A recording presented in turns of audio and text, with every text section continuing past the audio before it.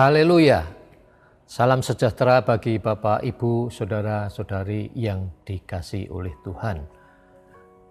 Rise up, bangkit, bergerak, berdampak.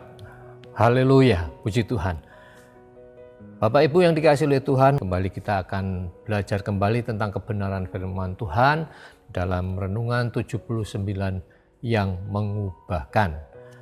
Puji Tuhan. Hari ini kita sudah berada di dalam kitab Mazmur ayatnya pasal yang 66. Kita akan baca di dalam kitab Mazmur 66 ayatnya yang ke-20.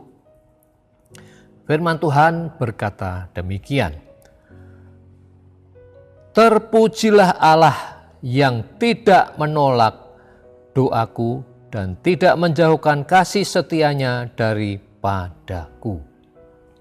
Haleluya, puji Tuhan. Bapak Ibu yang dikasihi oleh Tuhan, apabila kita melihat teks bacaan di atas, ya, timbul pertanyaan seperti ini. Apakah doa itu ada syaratnya? Sehingga pemazmur katakan, jika aku melihat kejahatan dalam hatiku, Tuhan tidak mendengarkan. Ataukah selama ini kita menganggap bahwa setiap doa-doa kita yang kita panjatkan kepada Tuhan pasti dijawab Tuhan dalam kondisi apapun, sekalipun hati kita belum beres? Nah, Bapak Ibu yang dikasihi oleh Tuhan, fungsi utama doa bukan sekedar sebuah ritual atau kebiasaan, sebuah hal yang mungkin bagi kita sebuah kebiasaan yang sehari-hari, apalagi kalau hanya sekedar untuk melakukan kegiatan agama. Nah, doa adalah membangun hubungan yang dekat dengan Tuhan kita. Ya. Doa adalah cara kita menghadap kepada Tuhan untuk berkomunikasi, untuk berbicara, dan untuk menyampaikan isi hati kita. Sehingga dengan demikian keintiman itu dapat dibangun. Di dalam 1 Samuel 1 ayat 15, di sana kita lihat Hana berdoa kepada Tuhan, menyampaikan isi hatinya kepada Tuhan. Hana hatinya yang sedang bersusah karena dia belum memiliki seorang anak. Dia menyampaikan isi hatinya kepada Tuhan dengan sungguh-sungguh. Dan kita melihat doa Hana dikabulkan. Nah, di dalam Yakobus 5 ayat 16b, di sana dikatakan bahwa doa orang benar kalau didoakan dengan yakin, maka besar kuasanya. Namun keyakinan tidak dapat dibangun jika Roh Kudus yang sudah menegur kita, yang sudah mengingatkan kita mengabaikannya. Roh Kudus adalah pribadi yang selalu menyertai kehidupan kita. Dia yang paling mengerti kedalaman hati kita. Ibarat sebuah filter. Dia akan mencoba membersihkan segala macam kotoran yang ada di dalam hati kita. Jika ada sesuatu yang tidak beres, maka dia akan memberitahukan kepada kita. Seharusnya kita ini peka dan meresponnya dengan benar. Nah, Bapak Ibu yang dikasihi oleh Tuhan, kunci utama keintiman Allah dan doa yang dijawab adalah dengan merespon secara benar apa yang Roh Kudus katakan kepada kita.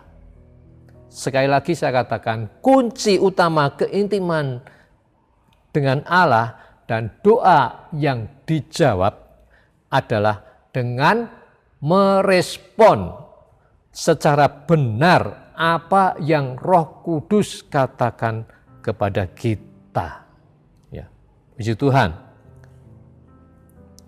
Nah, Bapak Ibu, kalau kita renungkan di dalam sebuah kisah, di dalam Kejadian, di sana dikatakan tentang Kain dan Habil. Ya.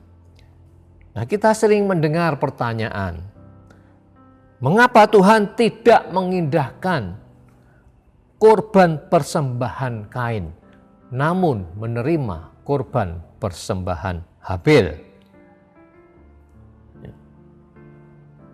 Beberapa orang masih beranggapan karena Kain mempersembahkan hasil pertanian, sedangkan Habil mempersembahkan hasil ternak. Nah, dalam hal ini sebenarnya Tuhan tidak memandang jenis persembahannya. Bila kita perhatikan, Alkitab mencatat, tetapi Kain dan korban persembahannya tidak diindahkannya. Itu dalam Kejadian 4 ayat 15. Artinya bahwa Tuhan tidak berkenan kepada pribadi Kain. Ya.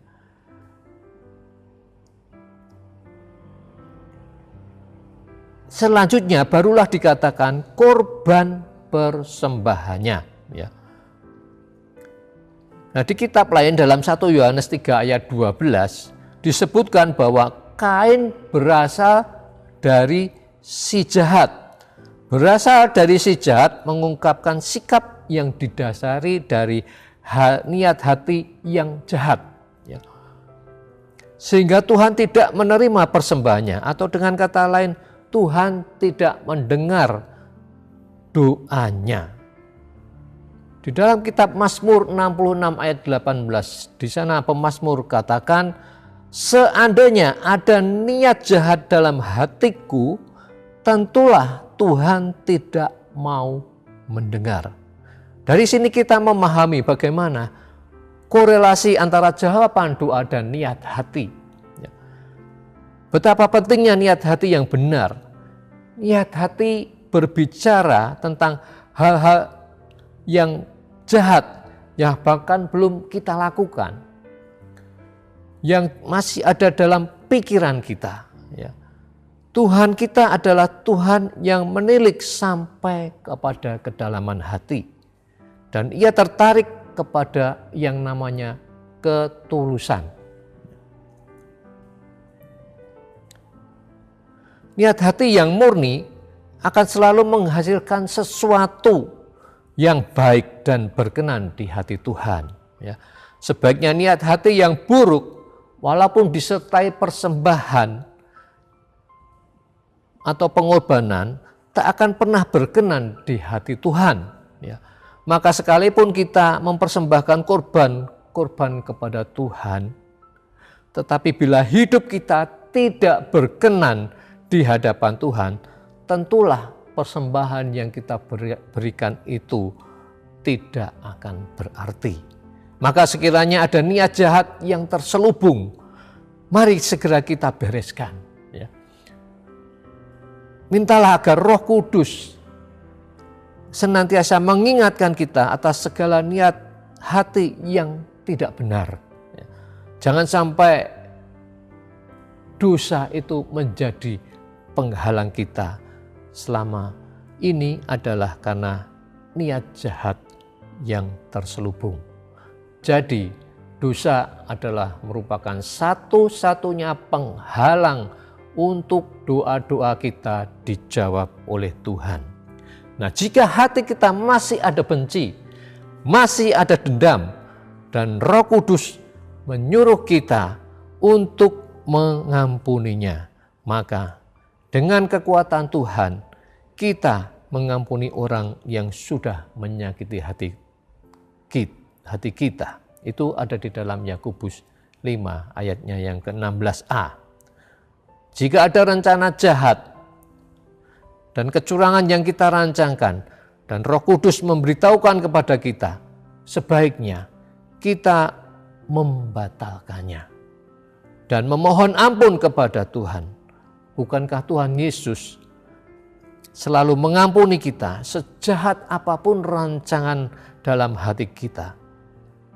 Dengan demikian kita akan memperoleh keyakinan bahwa setiap doa-doa yang kita naikkan, kita panjatkan kepada Tuhan, Tuhan akan mendengarkan doa kita. Dia yang menyimpan air mata di kirbatnya. Nah, Bapak Ibu yang dikasihi oleh Tuhan, bagaimana dengan doa-doa kita? Apakah doa kita hanya sekedar atau ala kadarnya? Tanpa kita mengerti bagaimana membangun keintiman dengan Tuhan yang mengasihi akan kehidupan kita? Marilah kita benahi lagi sikap dalam kita berdoa. Berdoalah dengan sungguh-sungguh. Sampaikan isi hati kita kepada Tuhan. Bangunlah keintiman dengan Tuhan melalui doa-doa kita. Karena semakin kita dekat dengannya, semakin kita mengenal pribadinya, semakin kita tahu isi hatinya, semakin kita tahu kehendaknya, dan semakin kita peka dengan kemauannya. Puji Tuhan. Oleh sebab itu, dengarlah suara Roh Kudus. Responi dengan benar apa yang Roh Kudus ingin supaya kita lakukan, agar doa-doa kita akan dijawab oleh Tuhan. Haleluya. Aplikasi apa yang kita dapatkan? Yang pertama adalah tetap berdoa. Bapak Ibu, jangan pernah putus asa dalam berdoa, karena Allah selalu mendengarkan doa-doa orang yang benar. Yang kedua adalah percaya pada kasih setia Allah. Percayalah bahwa Tuhan tidak akan pernah meninggalkan atau melupakan kita, asal kita mau percaya dan rindu melayani akan Tuhan. Yang ketiga adalah membalas kebaikan Allah dengan pujian. Mari ungkapkan rasa syukur kita kepada Tuhan atas segala kebaikannya, atas segala anugerahnya yang telah Dia lakukan dalam kehidupan kita.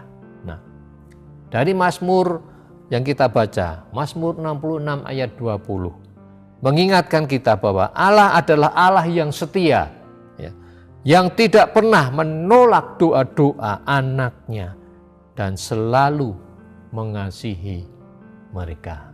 Haleluya, puji Tuhan.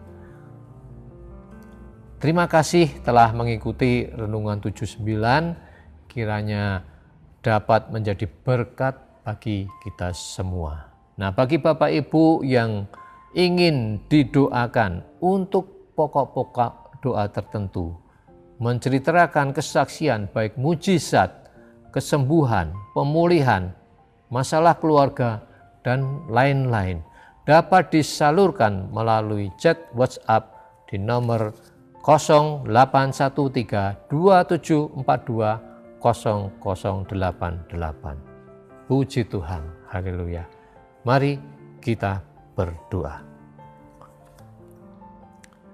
Bapa yang ada di dalam kerajaan surga, hati kami limpah dengan syukur. Kalau pada malam hari ini kami boleh belajar kembali tentang kebenaran-Mu Tuhan. Kami percaya bahwa setiap doa-doa yang kami panjatkan ke hadirat Tuhan, kami percaya sebagai anak-anak Tuhan, Engkau akan selalu mendengar doa-doa kami. Asal kami merespon apa yang menjadi kerinduan Roh Kudus kepada Bapa. Ajar supaya kami mengerti akan kehendak Bapa. Ajar supaya kami mengerti rencana Tuhan. Kami percaya doa-doa kami pasti dijawab oleh Tuhan. Dan kami percaya Roh Kudus yang akan selalu menyertai kami. Roh Kudus yang merupakan pribadi yang akan selalu menyertai seluruh perjalanan hidup kami. Roh Kudus yang mengerti akan kedalaman hati kami. Dan ajar supaya kami membuang segala dosa dan kesalahan kami. Karena dosa adalah penghalang yang besar untuk setiap doa-doa kami dijawab oleh Tuhan. Kami percaya bahwa hanya pribadi kami yang suci, yang kudus, Tuhan pasti mendengar setiap doa dan seruan kami. Oleh sebab itu diberkatilah kami semua Tuhan, seluruh sidang jemaat Tuhan, ajar supaya kami tetap terus berdoa, ajar supaya kami tetap percaya bahwa kasih setia Tuhan tidak pernah meninggalkan kepada kami, ajar supaya kami dapat membalas sebagai semua kebaikan Tuhan dengan pujian. Oleh sebab itu kami percaya bahwa setiap doa-doa yang kami panjatkan ke hadirat Tuhan tidak akan pernah sia-sia, tapi Tuhan pasti mendengar setiap doa-doa kami. Terima kasih Bapa, diberkatilah seluruh umat-umat-Mu yang sudah mendengar kebenaran firman-Mu pada malam hari ini. Terpujilah nama Tuhan.